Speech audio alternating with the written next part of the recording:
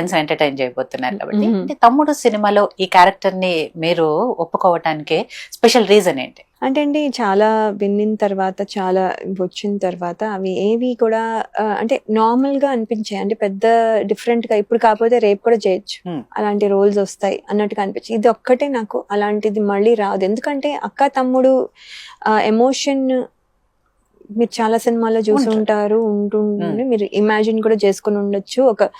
ఒక motherly feeling, అక్క అనగానే ఒక మదర్లీ ఫీలింగ్, అంటే నెక్స్ట్ మదర్ బేసిక్లీ.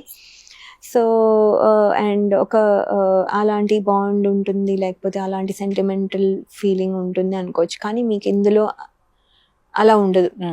వాళ్ళిద్దరు బాండ్ అలా ఉండదు అసలు. మీరు ఊహించని కూడా ఊహించరు ఇలా ఉంటుందని. సో అదే కొత్తదనం.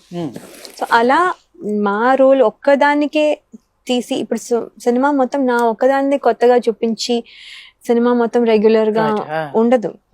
నా క్యారెక్టర్ కి నాకు కొత్తదనం, మళ్ళీ నితిన్ గారికి ఇంకొక వర్ష వేరేగా ఉంటుంది. అందరూ ఎవరు ఎక్కడ చేయనివి, అంటే ఎవరు చూడనివి. అంటే ద స్క్రీన్ ప్లే కూడా మీరు అన్ని క్యారెక్టర్స్ మిక్స్ చేసి చూసిన తర్వాత ఈ క్యారెక్టర్ ఇక్కడ చూసాము, ఇంక్లూడింగ్ ద విలన్, అస్సలు మీరు ఎక్కడ చూసుంటారు.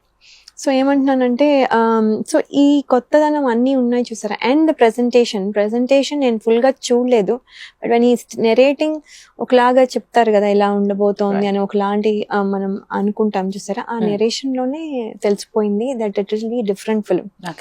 ఆ డిఫరెంట్ ఫిల్మ్ చేసేదానికి ఎక్సైట్మెంట్ వచ్చింది నాకైనా, ఆల్ ద ఆర్టిస్ట్. కానీ ఇప్పుడు ఆడియన్స్ కూడా అదే ఎక్సైట్మెంట్ లో ఉంచాలని మేము అనుకుంటున్నాం. ఎందుకంటే ఇది different, it is not the regular film.